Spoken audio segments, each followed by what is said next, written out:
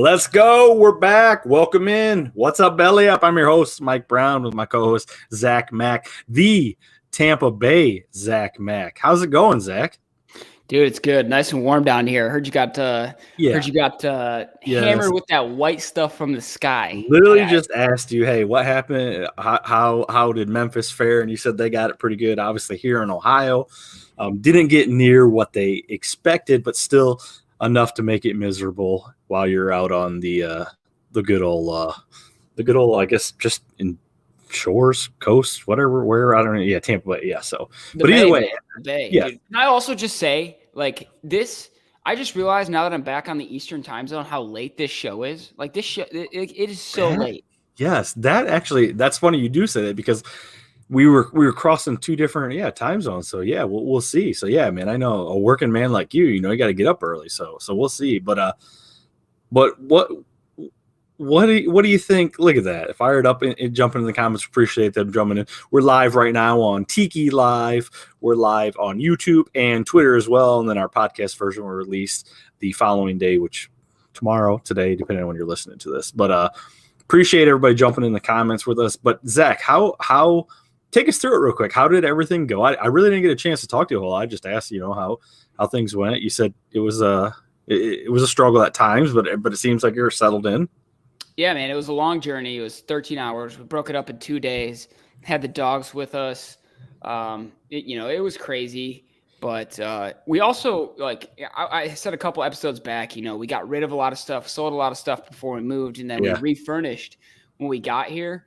And almost all of the furniture that we refurnished with, we built ourselves. It like Ncaa style, so not like chopped down wood and built it, but put it together. I was gonna say, man, you're a manly man. Dude, I've never dealt with so many Allen wrenches in my life. I don't know if you've ever dealt with Ncaa, but Ncaa and Allen wrenches, there's not a more dynamic pair. It's one place I've kept my wife away from this long, but my she's toolbox has at the 8 Allen wrenches in it at least now. That's it. That's all your toolbox has in it. That's probably all your toolbox has in it. Yeah. I mean. But I'm not gonna talk anymore about my toolbox. Okay? Yes. Glad you're settled in. I know I've been talking to you. You're getting familiar with the surroundings. Again, like I said, we got a lot to talk about, but we'll just jump right into this. You're about 20 minutes from the NHL arena. So obviously, once you get your bearings, once you get settled in, this is your baby. The NHL, we don't talk a whole lot about it as of recent. I mean, we always hit on it, but now you're there. You're 20 minutes. Is this going to be does your girlfriend realize that this might be your new girlfriend? Dude, it's a massive problem. I'll be honest with you. We've been here. It's officially been 7 days. So I moved in last Thursday. We've already been to 2 home games, Saturday and Tuesday, I think. I was talking to my family, and my dad said something like, living large, it looks like. And I'm just like, I don't have it in me to turn down an NHL game 20 minutes away that costs less than a tank of gas. I can't do it. I got to go, So going there as much as I can. Like, the weekday games are like $15. It's a little more expensive on the weekend, but it's funny you mentioned my girlfriend, because she might be a bigger fan than me. She's got a Bolts jersey, a Vasilevsky jersey. I don't even have a Bolts jersey. I tried to go buy one the other day. They've been sold out since November, I guess. So, I mean, she's lucky I got her that before November. But she might be a bigger fan than me. I was saying, it looks like we out here belly up a lot of members here. I know we do have a good, obviously, majority of us are remote, obviously, based off of everything in life that's happened. But I know we do have, there you go, a lot of people in Florida. So there you go. A lot of connections you guys can make happen. But yes, like I said, 20 minutes away.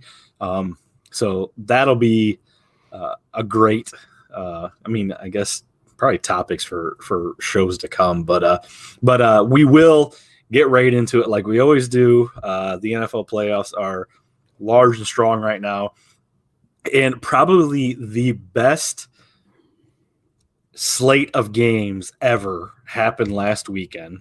And really, I mean, I would say 2 weekends ago that carried over until last weekend. And I mean, we've been up and down. I talked about Green Bay was going to be that team.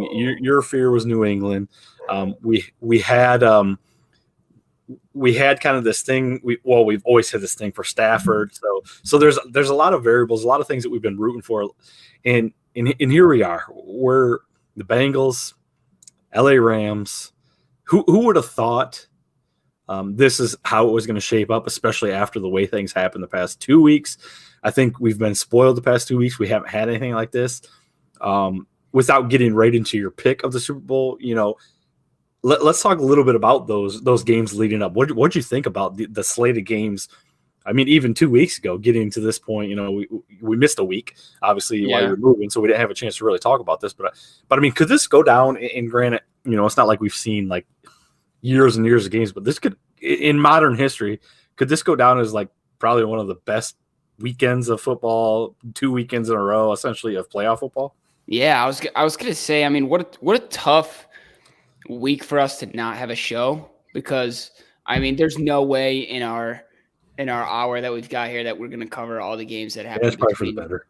Yeah, now and last show. So, I think I'm pretty sure all the games since our last show came down to the last play of the game. Yeah, a field goal on the last play, and a lot of them, were like the first 4 or 5 at least were a field goal, and then it came down to.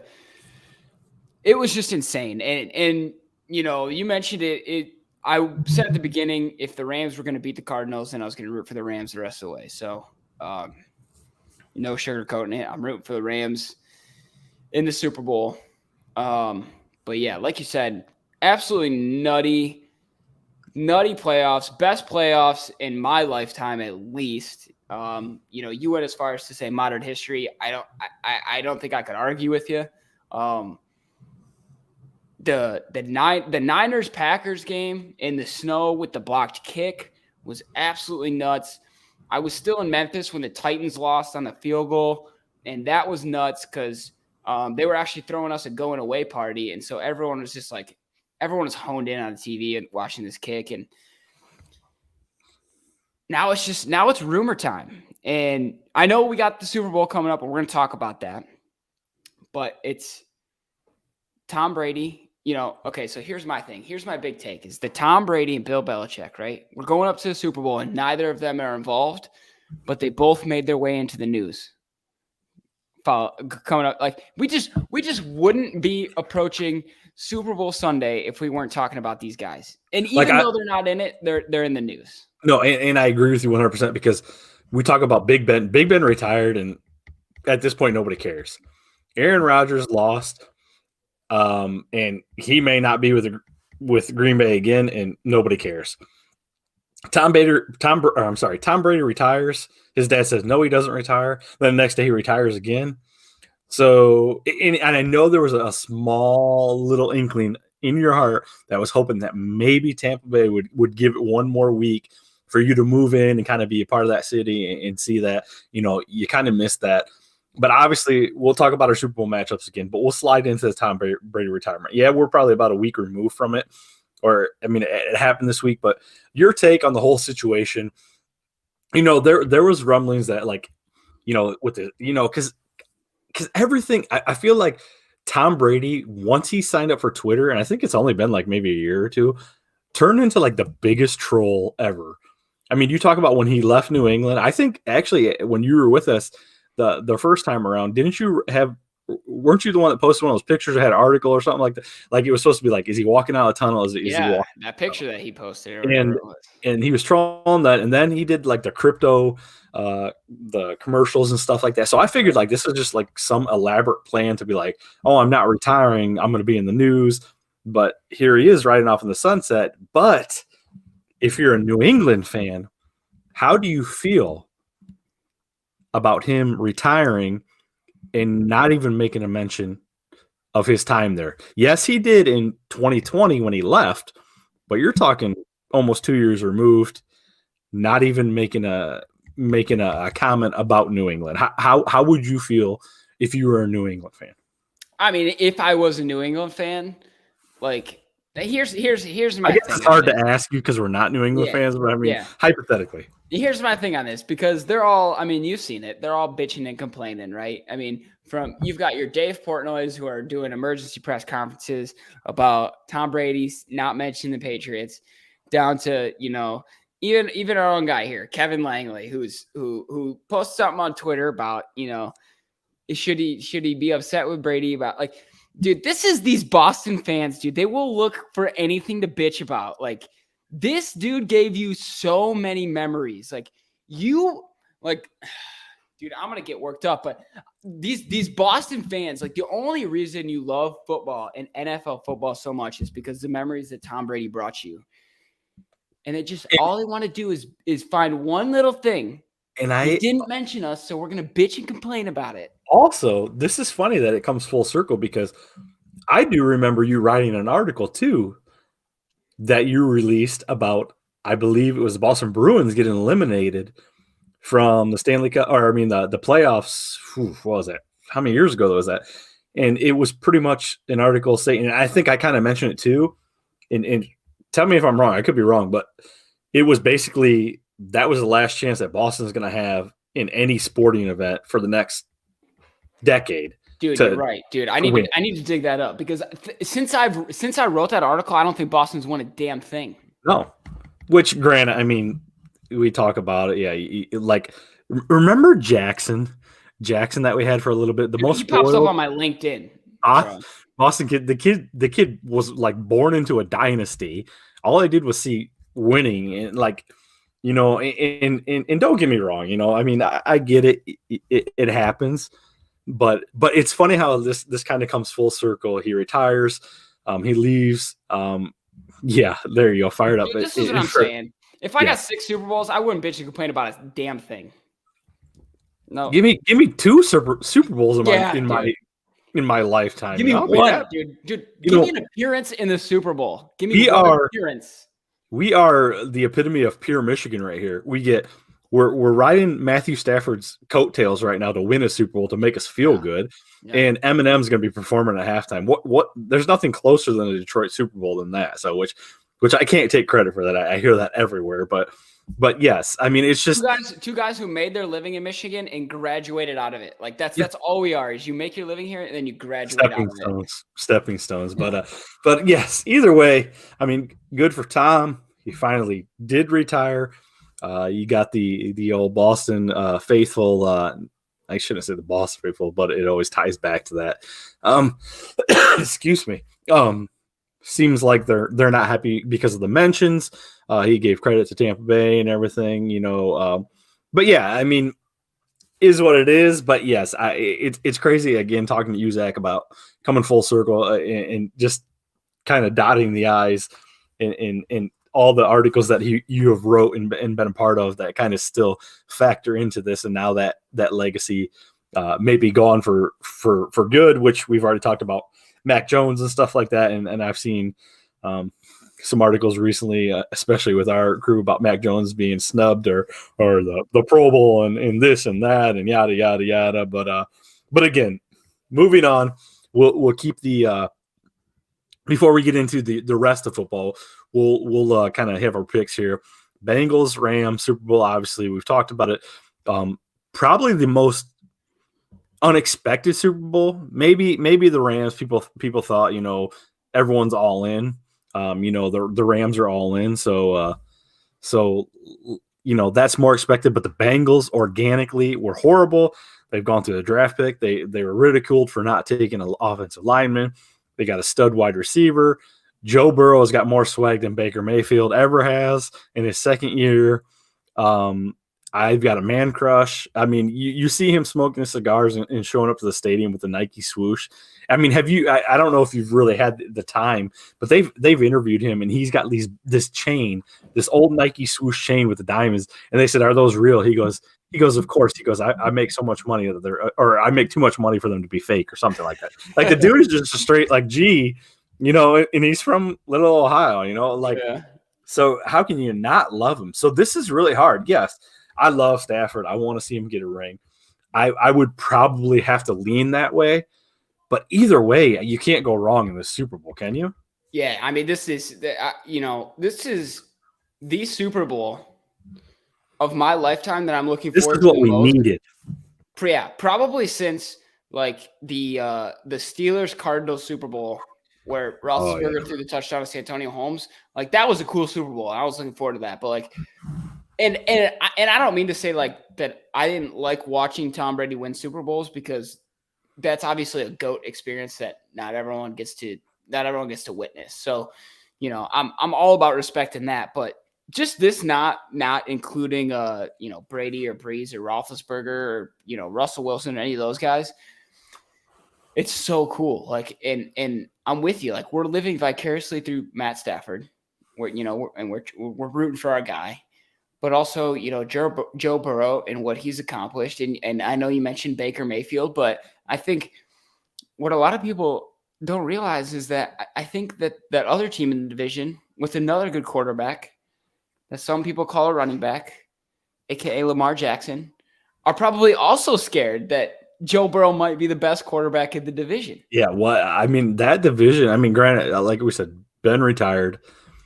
That division was you kind of had your franchise quarterbacks. You knew Ben was on the backside.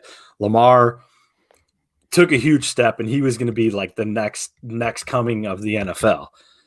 Since Zach talked about him and told him, you know, Baltimore was going to shit the bed, they've been the worst team, you know, ever. Then now you got Baker, who, you know, Cleveland, he had a surgery, not to stray too far from what we're talking about. And of course, Cleveland Twitter, I would tell you right now, living in Ohio, is the most toxic Twitter I've ever seen. They will like gang up on each other. They do these spaces and they just talk shit to each other. And like they're mad because Baker Mayfield didn't thank the fans and like say, you know, like, oh, Cleveland, you know, blah, blah, blah. Like, it's just, and maybe it's because I'm in Ohio, so I've got more of those people around me, but it's unbelievable. And now, like you said, Swag Daddy comes in his second year after tearing his ACL. You know, the dude is just lighting the world on fire. And you think like, yeah, he's got some weapons around him, but like, hey, you know, is this guy really good? You know, yeah, he's good, but is he really this good to take him to the Super Bowl? Yeah, hell yeah, he is. And then in the other corner, like we said, our boy Stafford, man, it's tough, but I'm telling you right now, I have not said this. The last jersey, the only football jersey I've ever bought was a Calvin Johnson and Matthew Stafford, because I thought both those guys were going to retire Detroit. At this point, I would seriously go out right now and buy a Burrow and a Stafford LA Rams jersey, just because I'm so hyped about these two guys and everything that they mean to the NFL. You know, obviously Stafford still got some time, but kind of on that backside where Burrow's the next up and comer, because you said right there, you know, I know I'm kind of going on a rant tangent here, but you were talking about Lamar. Lamar was going to be the man. I still think he's going to be a great quarterback, but could you essentially say that, man, depending on what Pittsburgh does, and if Baker gets his stuff together, you know, like is LaMarcus is LJ really that, like, is he really that leaps and bounds to second? Because I think you could probably put him the third best quarterback in the league, depending, you know, but Burrow's by far the number one quarterback. So, and the Bengals are such a, I mean, they're a feel good story. Like if you're not a Stafford guy and you're not a Rams guy, it's probably easy to just jump on them. Yeah, because, you know, young, Joe Burrow young, Jamar Chase young, Evan McPherson, who's had, you know, a crazy amount of 50-plus yard field goal kicks and has hit the game winner for them in like the last 4 or 5 big games that they have. He was drafted in 2021.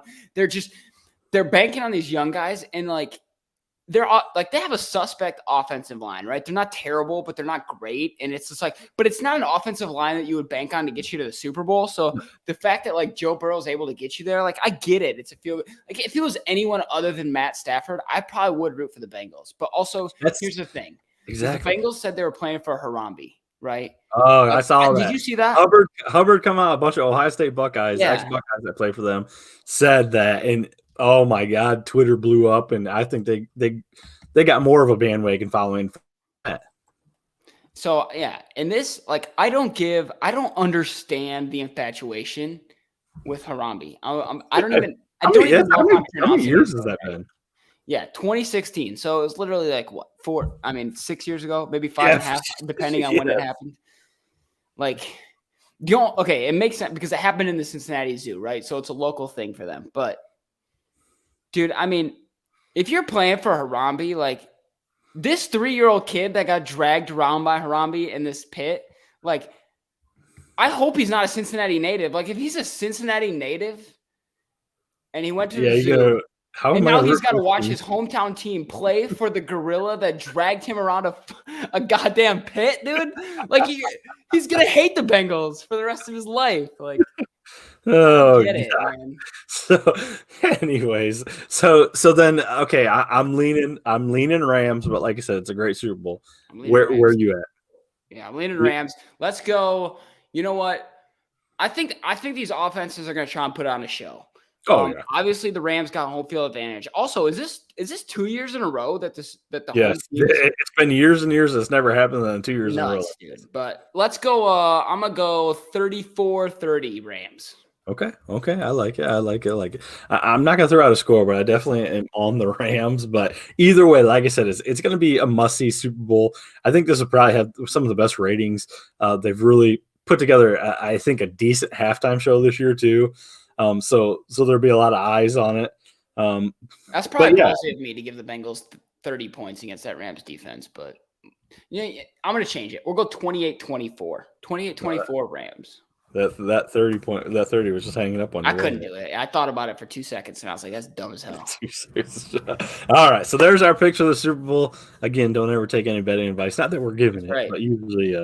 But before we get into the seriousness of things in the NFL, I hate the fact that you threw this in here because we're talking Aaron Rodgers, but what's the deal? I see he's selling his place, or he sold his place and he bought some land or what outside of Nashville or something like that, something out in Tennessee. And so is he trying to nudge his way into Tennessee? I mean, he's been linked to a few other teams. I mean, I haven't heard one way or another. You know, this just came out today. I saw this too. Is there any chance? I know this is very raw, very, I mean, is this his way of trying to say, hey, this is where I want to go? Do you think there could be anything with that? Because a lot of people are saying Tannehill is what is keeping the Titans out of the Super Bowl or making it on. So, I mean, could this work out? Yeah, we saw a lot of that talk when the Titans lost to the Bengals, that it was, it was Ryan Tannehill that was their postseason issue. Yeah. And like you said, Aaron Rodgers buys land in Nashville. The rumors start swirling. I think I want to say a portion of this is Aaron Rodgers just wanting to, he could buy a plot of land in just to do it. Flagstaff, Arizona. Yeah. And people will be like, is he going to the car? Like, is Kyler Murray getting traded? And he's just doing it. Just because he has to. Because he has to. This is why I can't stand the guy. Yeah, exactly. And obviously I just came from Tennessee. So I got buddies there, friends or fans of Tennessee. And I like the Titans. I had nothing against them. But I made it very clear to them. I said, if Aaron Rodgers goes to Nashville, I will never root for the Titans ever again in my life. I don't care if he goes there for 1 year. In my life, I will not root for the Titans. So I hope he doesn't go there because I like the Titans. I like Mike Vrabel. Yeah. I want him to win a Super Bowl. I don't want him to win a Super Bowl with Aaron Rodgers. I don't. But taint the legacy. Because then if it's Titans versus Packers in the Super Bowl, it's a lose-lose. I can't. Oh yeah, because then you don't want them to get it against the Packers, but it's like. But yes, a little tidbit that obviously dropped earlier today, and I saw that and I was like, geez, I'm sure we're going to talk about this. But moving on, obviously we got two more things here in the NFL. We'll get into some other sports. The Washington Commanders came out with the courageous name today, or was it yesterday, the day before, something like that. And, after years of thinking about this, knowing that essentially it was up in the air, they come out with the Washington Commanders, which there's I think it's an AFT or AFL or something like that team that was the San Antonio Commanders, something like that. Took the same hashtag and everything. Really? I didn't know that. And the hashtag for the San Antonio Commanders was never like, how they make those verified hashtags that has like the team logo behind it. Well, it was never like one of those. And the minute that Washington goes to the Commanders, they got the W behind it. Oh, and it was like, so So you talk about sitting there, and I actually tweeted this, like, this team, I mean, I'll get your thoughts on it, but I know that most people in the majority that this is like a horrible name, but actually let me ask your thoughts before I get into that. I want to know your thought. I mean, do you like it? No. I think it's like, are you kidding me? Like, that's what they come up with, like, knowing that there's other teams. Granted, the NFL is not going to look too hard, but like, you're a multi-billion-dollar franchise. You have a multi-million-dollar company where you have marketing staff, you have, all this kind of stuff. And this is what your marketing team comes up with. The Washington Commanders, granted, they didn't pick the name, but then they pick a hashtag that's already taken by a small money market team, a smaller, I wouldn't say division, but I guess whatever you want to call it, subsidiary. And you take the same damn hashtag and everything. That's what your marketing team comes with. And I think I feel like I saw a thing, like there was like one of those petitions, like people were petitioning for like different names. And I feel like in the year's time that they decided to make this change, they were just like the Washington football team. Like, the fans in the general public had better team names than the Commanders. Are you kind of okay with it? No big deal? No, I mean, I very much have like the exact same take as you. I don't think the Commanders is terrible. I don't think it's the worst thing they could think of. But like you said, after all these years, you could have come up with something way better than Commanders. And when they came out with, Washington Commanders, I said to my buddy, who has been a lifelong Washington fan, right? When they were the, Redskins. I don't know if we can say that on air, but yeah, when he's been a lifelong fan, right? And I told him, I said, dude, I much preferred Washington football team. Like, I would have rather kept Washington football team for 2 more years to come up with something better than Commanders. Like, I don't like Commanders. I was kind of on the fence of being a fan of this team. I'm not going to be a fan of this team because they are the Commanders.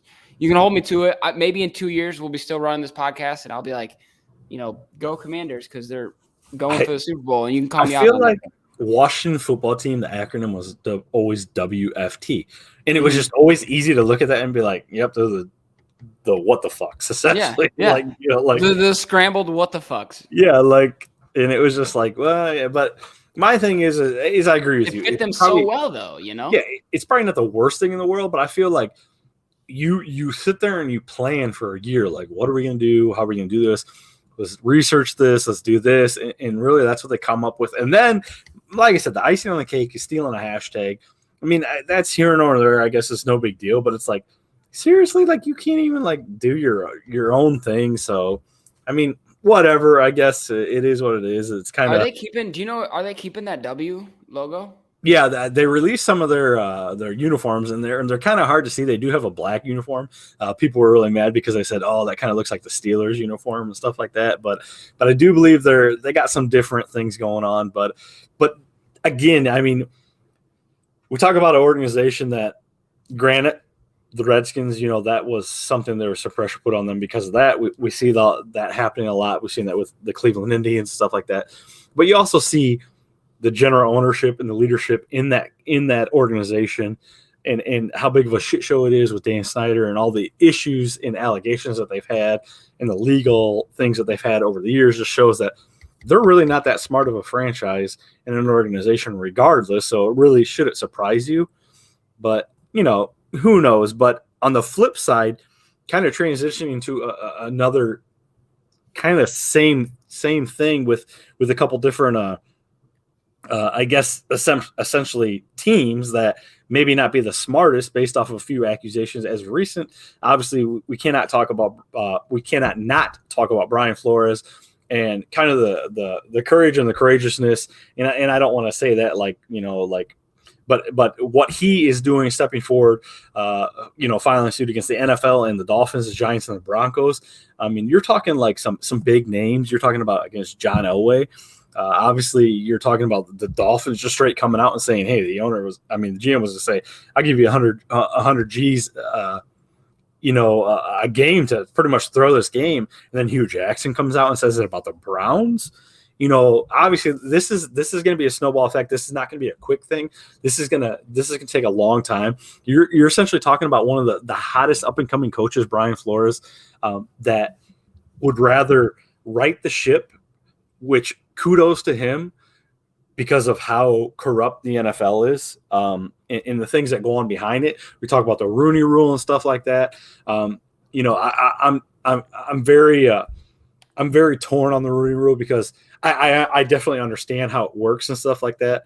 But I'm very black and white, and I don't mean that in color, but I'm very black and white. Like, I don't care, if you're a black coach, you're a white coach, or who you are. I just want the best coach. And this goes back to the Detroit days. Jim Caldwell was probably the best coach that we had. We let him go for absolutely no reason. And I don't think that had to do with color or anything like that. But the best guy for the position, I don't care who you are or what you look like. But again, it's the NFL. It's multi-million dollars. But Brian Flores suing the NFL, really maybe never being able to coach again. Like, how do you feel about this? What do you think about the situation? And is the whole situation just? I mean, that's a good point you bring up, because I think like it's such an old boys thing, old generation type thing. I feel like the younger generations now, like the younger generations now, people love to affiliate it, politically, but I really don't think it matters. I think the younger generation really just is based on merit. Like you said, if you're the best guy for the job, you're the best guy for the job.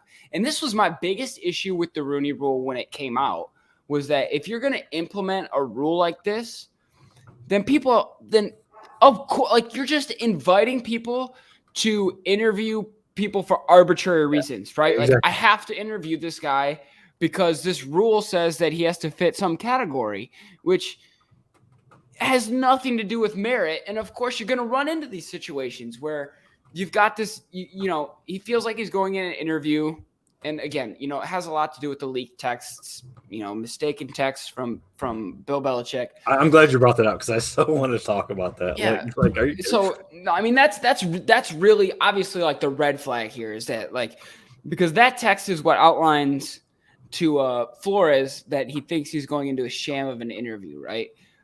But this is always what it was going to be when the Rooney, like, there was going to be shams in interview, like, because if anyone has ever interviewed anybody for any job, sports or otherwise, I don't care if you're working a factory job, right? If the first guy you bring in for an interview impresses the shit out of you, you're going to offer him the job because you don't want to miss out on him taking another job, right? So the fact that you've got to interview him and then 2 or 3 other people to bring in other people, yeah, like, it slows down the process. Then you don't get your guy that you want. So of course you're going to say, yeah, all right, we'll offer you this job, but we got to bring in 2 or 3 other guys to fulfill our obligation. It doesn't make sense. Like, so it sucks that this is what happened to Brian Flores. I don't think, I don't want to make any assumptions because I think we're going to learn more facts about this as it goes. But I don't think that I don't think he's making it up. I genuinely feel like he probably went into this interview feeling like it was a sham. But like, I also don't think that it was personal. I think they already knew who they wanted. And I think he literally said, I don't know if he followed the whole thing, but before he took, obviously, the Miami job, he interviewed with the Broncos. And there was this whole thing.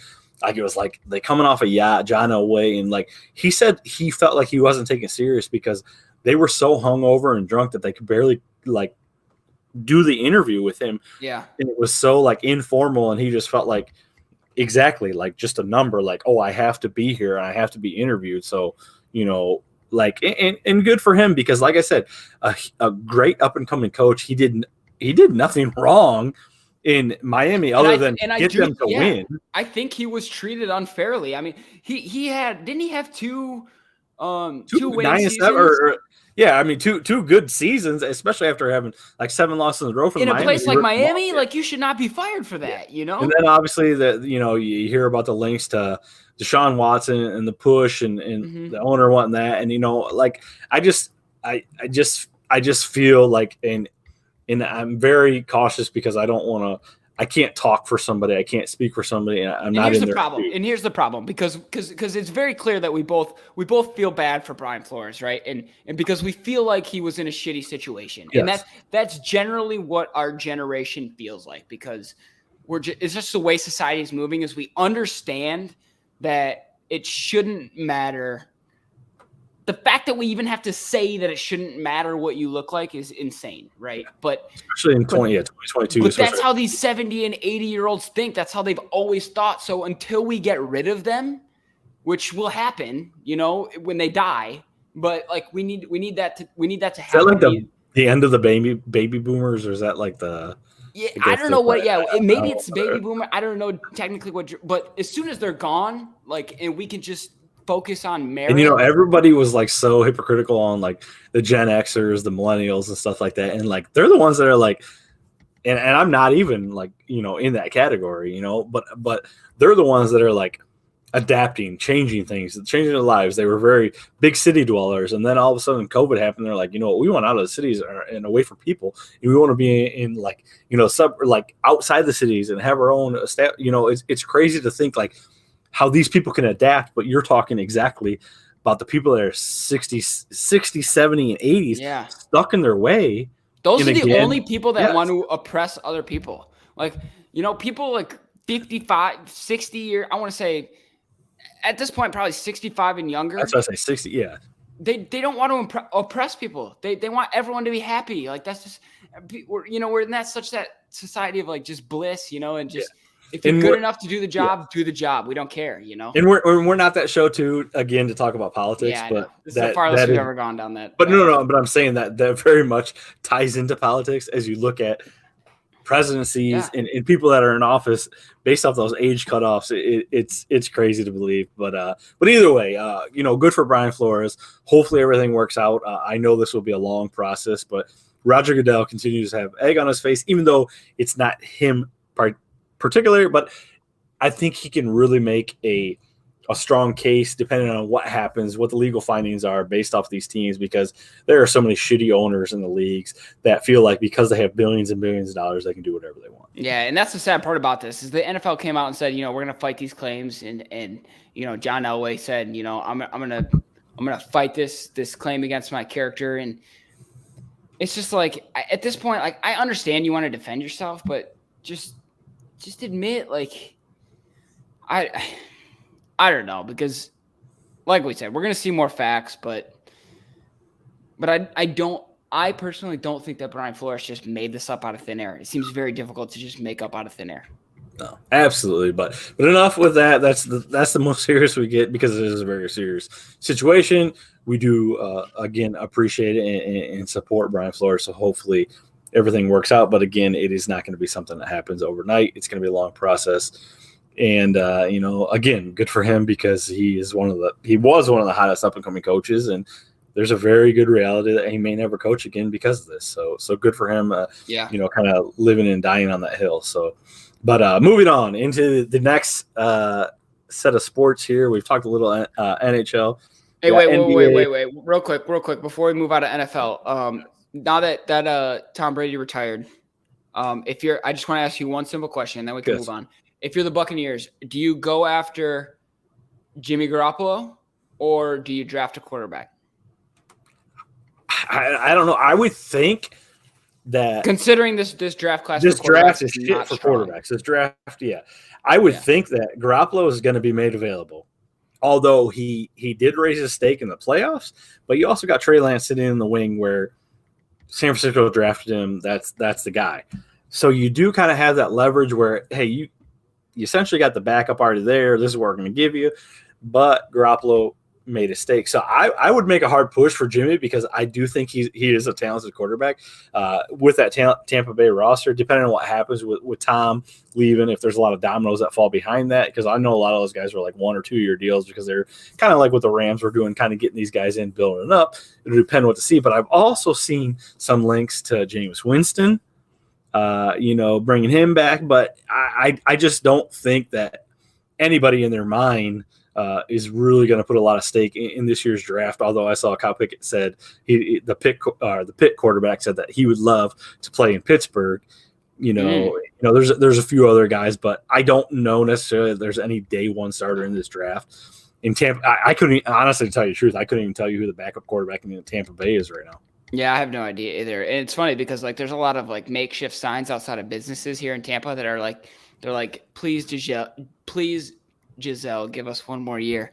And I don't think Tom's coming back. And part of me was a little afraid that Tampa was going to go after Aaron Rodgers, but now that he bought land in Nashville, I'm a little less worried about that. But I could see the Bucs going after Jimmy G. I mean, they've got so many weapons on offense that it wouldn't make sense that they would want to be aggressive. And you'll quickly see too what Tom did in New England with the Wes Welkers of the world. All those guys that maybe never really would have translated in these other situations and stuff like that.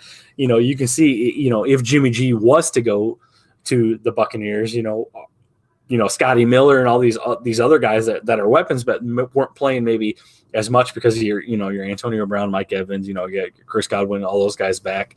But okay, then you'll really see is this guy really good if he has that opportunity? But yes, I agree with Ryan over there in the comment section from YouTube. There's a lot of opportunity for Jimmy G. I think he's obviously going to be there's going to be a lot of suitors for him. Saints, Bucks, Broncos. I know Aaron Rodgers has been linked to the Broncos too, so we'll see. But yeah, dude. I mean, speaking of, I know. I'm sorry, we can't get off of NFL. But no, you're fine. That's what it is. Right now.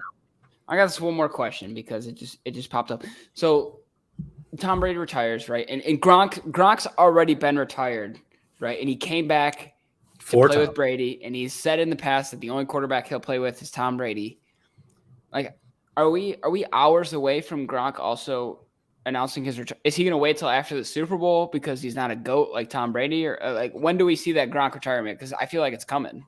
I feel like he would be one just like Tom to essentially do it around the Super Bowl to like a commercial or something, like in a commercial or something like that. But you talk about somebody that's played 22 seasons like Tom, Gronk's body a lot younger, but oh man, he is, probably he is the body of like a 30-some-year-old, but actually probably real life 40, 50-year-old with all the surgeries and everything. So, definitely his body's taking a toll, and that's why he sat out and then he did come back. So yeah, I definitely agree with you there. So maybe you're 1 year too late moving to Tampa. So yeah, it is what it is, dude. So, but anyways, moving on, getting into NHL, NBA, NCAA. Did you know the MLB, lockout? It's still going on. I think actually today it's sad. This is how bad the MLB has botched this. They have called in to get a federal mediator between the two sides. The fact that an entire organization as big as the MLB has to call in a federal mediator to try to get an agreement between both sides. This is how bad this thing has been botched. I know you're not a huge baseball fan. I know you don't follow this. I don't know if Ryan is still in the comments. I know Ryan does follow this. Again, we're live on Ncaa Live, YouTube, Twitter. So when we mention the comments, people jump in our comments. We talk about those. We talk about their comments in different posts. But there's a very real chance that we may not see baseball this year just because of how bad the MLB is with everything. And I will say, I've always talked about this. The MLB is probably one of the worst sporting, I guess, companies, or whatever you want to say, at marketing teams, marketing players. So when players say, hey, we need to get this deal done, rightfully so, because the MLB is horrible at what they do, and they still can't get it right. And I know you followed a little bit about this, but at this point we're talking like pitchers and catchers reporting spring training and stuff like that. We're not into the season, but the way it's figuring out, you still got another at least 2 months before anything can happen. Yeah, and this is why I put it on the list. Like I don't know, because I don't care. And like you said, they're so bad at marketing their sport, and it's just like, I don't know, dude. The more I think about it, the more honestly negative I get, because like if you're these people are so hung up on if this lockout will last or not. And it's just like, do you really have nothing better to do with your summer? Like half the reason I don't give a shit about baseball is because I have fun in the summer. Like I'm not gonna sit at home and watch baseball. Like I get it. It's cool to go to the games because you get to sit in the sun, you get to eat hot dogs and drink beer. But like, me personally, now that I moved to Florida, like I could just do that on my porch, So I don't care if this lockout gets resolved or not. I love seeing the people on Twitter specifically who cry about this still being in a lockout. When does spring training start? Like, isn't it like mid-February? Or like, you're pretty much like pitchers and catchers are reporting right now, so it's like the very beginning. But this is when you're getting your reps in. So, and if these guys don't have the mindset that they're going to go to spring training, you're still, like I said, a couple months removed from even getting into that general, not training camp, but obviously spring training kind of ordeal. So. Yeah, it's I'm naive to think that, if there's no baseball, then maybe these people will come watch hockey, because they probably won't. Maybe they'll watch the end of basketball season and NBA playoffs, but it's not even about that. It's just about the fact that, like, maybe these people will, not care about this useless sport, and they'll go out and have fun with their summer. Like, that's what I hope. I hope people will find some value in their summer. There you go. So before we get into our last topic, before we get into the round table, we're going to talk a little March Madness. Obviously, that's right around the corner. But I got to ask you, what did you do to the Oilers? Oh, my God, dude. I know, because we went on a break for a week, and you put me on blast because I told everyone to go watch the Oilers, and since then they've been nothing but, dumpster trash. And I'm just thankful you also didn't put my article on blast, because that is an old takes exposed, because I wrote a whole ass article about people not wanting to miss these Oilers, and all you want to do right now is miss these Oilers. So we're getting in. We're getting into the All Star break, obviously. And transitioning, kind of staying with the NHL.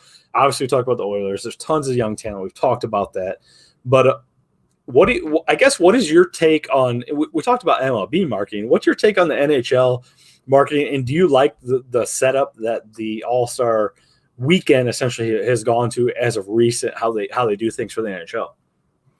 I mean, it's no surprise that the NHL is also not great at marketing their sport. It's tough when half of the country doesn't have ice, for a majority of their winter. I guess this weekend is an exception because the whole United States got dumped on with snow and ice.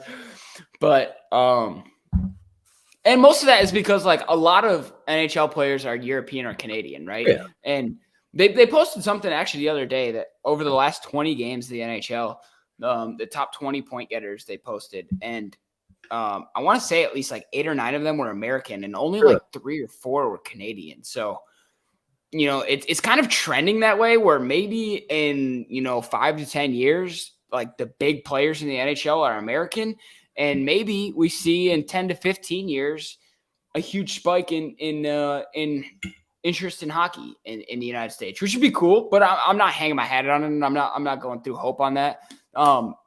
We're approaching the All Star break. I think it starts today. Yeah. Because also the Olympics start tonight, which I can't believe we didn't have on our list, but I'm sure we'll talk about it next week once we're through some of China. I mean, what can you really talk about? Yeah, it's Beijing, but it's cool. Is it in Vegas this year? I want to say the NHL Stadium's in Vegas. They have a lot of like gambling themed skill events where they're doing some like blackjack stuff like that. Shooting something. I don't know, but actually, it's funny. Ryan just posted that. I was actually going to talk about that. Ovi's out with COVID and selected Tom Wilson. So as a hockey fan, how do you feel about that? I mean, me personally, I probably don't represent the majority of hockey fans. I like Tom Wilson. I think those characters have a place in the NHL. If you ask my old friend KJ, he doesn't think that there's a place for any of that in the NHL. And no one forces. I respect both sides of it. If you want a full skill NHL that's cool. You know, I mean, it's fine. But my thing with the NHL is that the refereeing, the officiating is not consistent enough. Okay. It's not cut and dry enough to not have the players police the game themselves. And that's always what hockey's been about. That's why those enforcers are in there, is to police the game themselves. They keep their star players safe, and there's always a place for that. I mean, is Tom Wilson an all-star? Probably not. But I was saying, is that more the question of him representing the All-Star or him actually being part of the All-Star? I mean, the whole NHL All-Star game is a fake. You know, Yeah. they take one player from each team. That's not a real All-Star. And that's different. But I mean, you also got the fan vote in different leagues. And yes, it's all watered down. But we got about 10 minutes left, so we'll get into the rest of this. NCAA March Madness will be right around the corner. I feel like March Madness was kind of, or I guess college basketball in general 2 years ago was kind of what really hit us when COVID, or I shouldn't say hit us, when COVID hit was one of the really things that we said, oh, damn. You know, what's the likelihood? Granted, we've been good so far with sports. We've had some ups and downs. We've had some issues.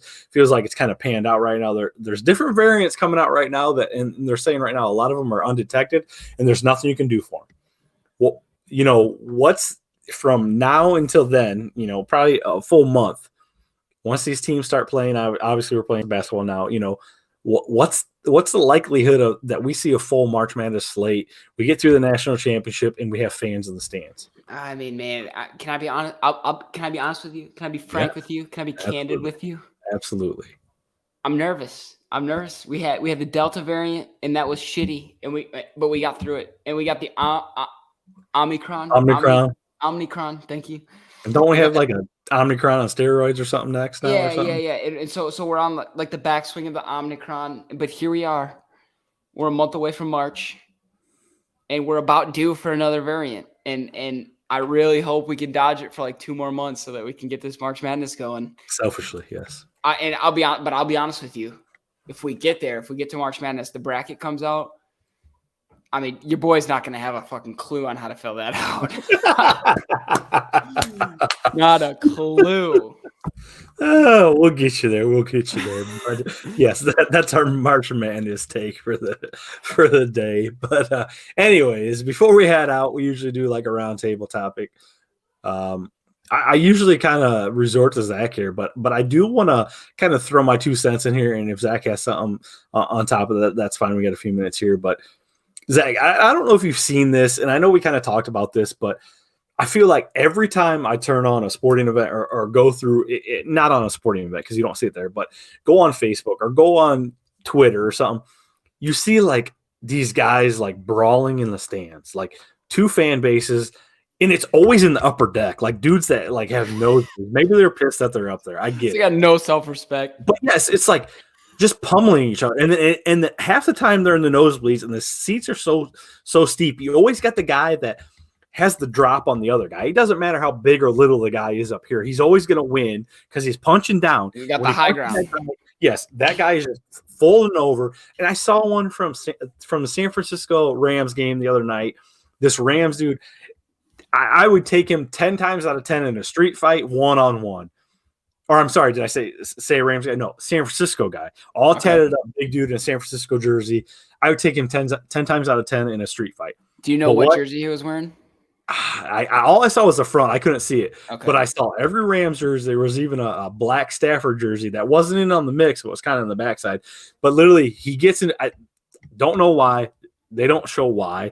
Literally, the guy filming it was, and this is at the end of the game when the Rams are like moving on to the Super Bowl, because the guy's filming it is like filming the fight, and then he's filming the jumbotron. And like you're usually drunkest at the end of the game. Yeah, they're like celebrating, like the Rams are going to the Super Bowl, and then like this idiot is like trying to fight everybody. I don't know what had happened, but literally he keeps pushing all these Rams fans, and they're like a lot older. This guy's probably like our age, and these Rams fans are probably like 40s and 50s. And finally, this one Rams fan like grabs him by the throat. And he just gets him enough to fall over, and he tags him once. Well, he tags him once, and of course, the guy behind him, a Rams fan that has the drop on him, puts him in a chokehold. He's just choking him out. And I'm just like sitting here, like thinking to myself, like, dude, in the street, you would not touch this dude. But because you're surrounded by Rams fan, you think you're a hard ass. You got your liquid bubbly going down your veins. You feeling all hard. And so security around the corner. But the thing is security didn't come. Like the game ended. This San Francisco fan like walked out, but he was like pushing people left and right. Like still, this dude was getting choked out. There's 50 Rams fans around him, and he was still like kind of manhandling people on his way out. He never threw a punch, but like people were scared of this dude. And this is the stuff I'm tired of seeing, like in sporting events. And I feel like a lot of them are, San Francisco, like LA. I don't remember if you remember a couple years ago, the Dodgers Stadium, there was a fan that got San Francisco. I think a San Francisco fan knocked out a Dodgers fan and hit him. And when he hit the concrete, it like split open his brain and stuff like that. So he was on life support. So like, this is stuff that continues to happen over and over. And I'm like, dude, we're grown ass men. Yes, I love it. I love to drink my beers. I love to talk my shit. But I can tell you right now, if you're 6'5", 240, all tatted up with a backwards hat, and you're gonna whoop my ass, I don't care if I got the drop on you or not, or 100 or my friends around me. I'm not talking to you. Yeah. I don't get like these dudes got the biggest beer muscles ever. And when we get off this episode, you will have to go through. I mean, literally, dude, every game I feel like this happens, and it's just like, dude, I don't know what the hell it is. Like you said, yep. These guys are mad that they're losing. They're taking it serious. The liquid courage is flowing, but dude, like really, I mean, that's my rant. I'm tired of seeing it. We're grown ass men. Like you really want to square somebody up, do it out in the parking lot. Don't do it when there's 50 of your boys around, that can tag somebody. So yeah, I feel like now I'm gonna go down a YouTube rabbit hole of just it's at sporting events. But all I can think of is that Phoenix Suns guy who was like Suns and 4. That started, yes. And he just pissed that guy off so much that he wanted to fight him. And it's like, dude, like the guy gets so mad because he feels like he's part of the other team and like he's insulted. Like, dude, just get over it. Like you're a fan. And I hate it, but I say it too. But like when just fans are like, we, like we, like I've done it. I know it, but like, man, I don't take it that serious. Yeah, they can ruin my day, but the next day, you know what? All right, I'm good. We're good to go. So yeah. But anyways, that's my rant. Anything on the round table for you, or you just kind of no, we got about 2.5 minutes left, so I'm not gonna take up too much. I got no thoughts. I'll save them for next time. Hope everyone enjoyed the show. I know we were off for a week, so we apologize for that. But we're back in the groove. On. I'm gonna get this a little. I know I gotta hang some of this stuff up, so I'll get this a little more set up for next show. But we appreciate everyone that came out and hung out with us tonight. Absolutely. Obviously, like Zach said, we appreciate it. We'll talk to you guys next week. On behalf of myself, like usual, Mike Brown at mbrown0h2n, and then Zach Mack. It's Zach Mack MAC. Hit us up. Find us at What's Up Belly Up. We appreciate you guys just tuning in, stopping by, swinging in our chats. We'll string this long as we can, but we'll see you guys next week. Yeah, catch you next week. Come join.